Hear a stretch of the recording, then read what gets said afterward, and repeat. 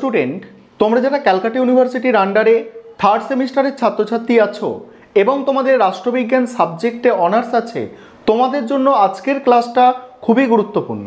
আজকের ক্লাসে তোমাদের সিসি 6 পেপার থেকে গুরুত্বপূর্ণ বড় প্রশ্নর সাজেশান নিয়ে আলোচনা করব এবং এখানে আমি মাত্র 12টা প্রশ্ন তোমাদের বলে দেব।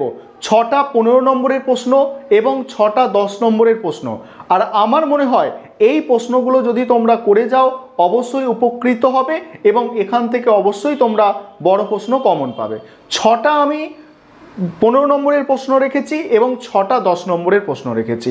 আরেকটা বিষয় তোমাদের এখানে বলবো যে তোমাদের এই যে টোটাল 65 নম্বরের পরীক্ষা হয়, এই 65 নম্বরের পরীক্ষার মধ্যে 15 নম্বরের থাকে এসএকিউ এবং এসএকিউর জন্য তোমরা যারা খুব ভালোভাবে তৈরি হতে পারোনি কোনো একটা কারণে, তোমাদের বলবো এসএকিউর জন্য তোমরা যেগুলো করবে, তোমরা 2021 সাল, 2020 সাল এবং 2019 সাল এই 3টে বছরের এসএকিউ প্রশ্নপত্র তোমরা সমাধান করে যাও। ঠিক আছে, এখান থেকে কিছু ছোট প্রশ্ন অর্থাৎ এসএকিউ কমন পাবে।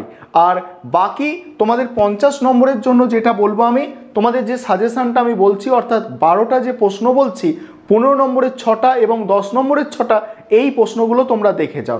আরেকটা বিষয়, সারা বছর ভালো করে পড়া হয়নি কিন্তু পরীক্ষার একদিন দুদিন পরেই কিন্তু ভালো নম্বর পেয়ে পাস করা যায়। তার জন্য কি করবে, তোমরা বলবে যে আমাদের কাছে সময় খুব কম। সময়ের যে ব্যাপারটা সেটাকে মেনটেন করার জন্য তোমাদের যেটা করা উচিত, তোমাদের টোটাল যে প্রশ্ন সংখ্যা আছে সেই প্রশ্ন সংখ্যাটাকে টোটাল সময় দিয়ে ভাগ করে নিতে হবে।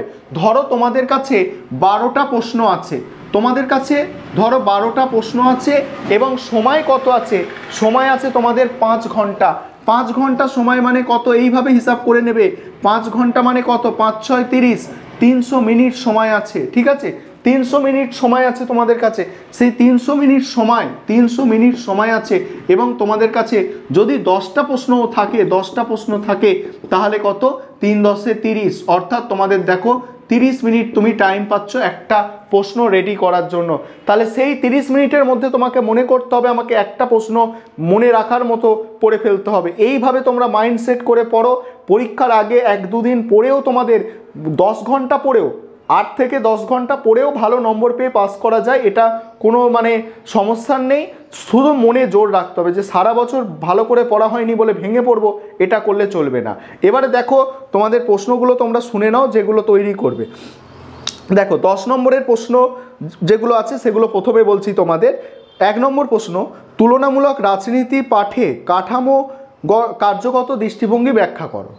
তুলনামূলক রাজনীতি পাঠে কাঠামো কার্যগত দৃষ্টিভঙ্গি ব্যাখ্যা করো। 2 নম্বর প্রশ্ন, ব্রিটেনের আইনের অনুশাসনের বিষয়ের ওপর একটি টিকা লেখো। 3 নম্বর প্রশ্ন, আমেরিকার সিনেটকে কি পৃথিবীর মধ্যে সর্বাপেক্ষা শক্তিশালী উচ্চকক্ষ বলা হয়, সেটা কেন বলা হয়? যে আমেরিকার সিনেট পৃথিবীর মধ্যে সবথেকে শক্তিশালী উচ্চকক্ষ, সেটা কেন বলা হয়? 4 নম্বর প্রশ্ন, চীনের সর্বোচ্চ গণ প্রকিউরেটরের দপ্তরের কার্যাবলী আলোচনা করো। চীনের সর্বোচ্চ গণ প্রকিউরেটরের দপ্তরের কার্যাবলী আলোচনা করো। তারপরের প্রশ্ন, চীনের নাগরিকদের অধিকারগুলি সম্পর্কে লেখো। এবং 6 নম্বরের প্রশ্ন আছে যে তুলনামূলক রাজনীতি পাঠে ব্যবস্থাজ্ঞাপক দৃষ্টিভঙ্গি আলোচনা করো। এই 6টা 10 নম্বরের জন্য তৈরি করো। এবারে 15 নম্বরের জন্য যে 6টা প্রশ্ন তৈরি করবে একটু শুনে নাও। তার আগে একটা বিষয় বলার আছে যে তোমাদের জন্য অনলাইন কোচিং ক্লাস চলছে। তোমরা যারা পরের সেমিস্টার অর্থাৎ সেমিস্টার 4 থেকে অ্যাডমিশান নিতে চাইছো, তোমরা এই নম্বরে যোগাযোগ করে অ্যাডমিশান নিতে পারো ইচ্ছুক ছাত্রছাত্রীরা। চলো এবারে তোমরা 15 নম্বরের জন্য যে প্রশ্নগুলো তৈরি করবে একটু শুনে নাও। প্রথম প্রশ্ন, উদারনৈতিক ও সমাজতান্ত্রিক রাজনৈতিক ব্যবস্থার মধ্যে তুলনামূলক আলোচনা করো। দ্বিতীয় প্রশ্ন, ব্রিটেন ও আমেরিকার স্বার্থ গোষ্ঠীর ভূমিকার মূল্যায়ন করো। 3 নম্বর প্রশ্ন, আমেরিকা ও ফ্রান্সের রাষ্ট্রপতির ক্ষমতার তুলনামূলক আলোচনা করো। 4 নম্বর প্রশ্ন, ব্রিটেন ও আমেরিকার কমিটি ব্যবস্থার মধ্যে তুলনামূলক আলোচনা। ব্রিটেন ও আমেরিকার কমিটি ব্যবস্থার মধ্যে তুলনামূলক আলোচনা। 5 নম্বর প্রশ্ন, ব্রিটেন ও আমেরিকার দল ব্যবস্থার মধ্যে তুলনামূলক আলোচনা। আর 6 নম্বর প্রশ্ন, মার্কিন যুক্তরাষ্ট্রীয় ব্যবস্থার বৈশিষ্ট্যগুলি আলোচনা করো। এই ছিল তোমাদের সাজেশান। এই প্রশ্নগুলো তোমরা ভালো করে তৈরি করে যাও এবং এসএকিউর জন্য বললাম বিগত বছরের প্রশ্নগুলো তোমরা ফলো করো। আশা করি তোমরা ভালোভাবেই পরীক্ষায় পাস করতে পারবে।